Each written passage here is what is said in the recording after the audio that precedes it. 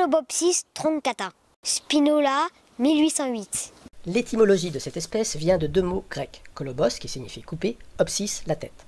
Spinola, en 1808, la nomme Formica truncata, avec deux sous-castes, les ouvrières et les soldats à la tête coupée. Forel, en 1893, la passe au sous-genre de Camponotus. Et en 2016, cela devient un genre à part entière par Ward et compagnie. On se retrouve avec Colobopsis qui signifie tête coupée et Truncata qui signifie aussi coupée. Spinola, en la nommant Formica, ne pouvait se douter de la redondance.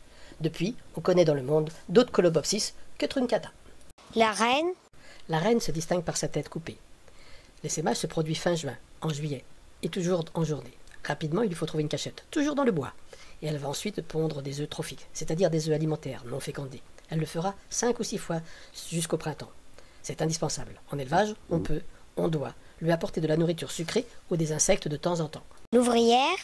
Il n'y a pas une caste d'ouvrières, mais deux. La sous-caste des plus petites, ce sont elles qui sortent pour aller rechercher la nourriture. Et la sous-caste des plus grandes.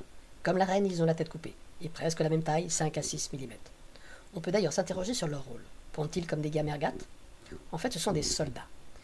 Il y en a toujours un pour garder l'entrée du nid. Sa tête est fonctionnelle pour cela, comme une porte. Ses muscles sont disposés perpendiculairement à sa face. Le mâle. Bon c'est un mâle quoi. Des gros yeux, étonnants pour un essaimage diurne. Une petite tête et des coucougnettes. Olé! Et l'écologie. Il lui faut du bois, chêne liège essentiellement, dans les écorces, les branches mortes, elle ne nidifiera nulle part ailleurs.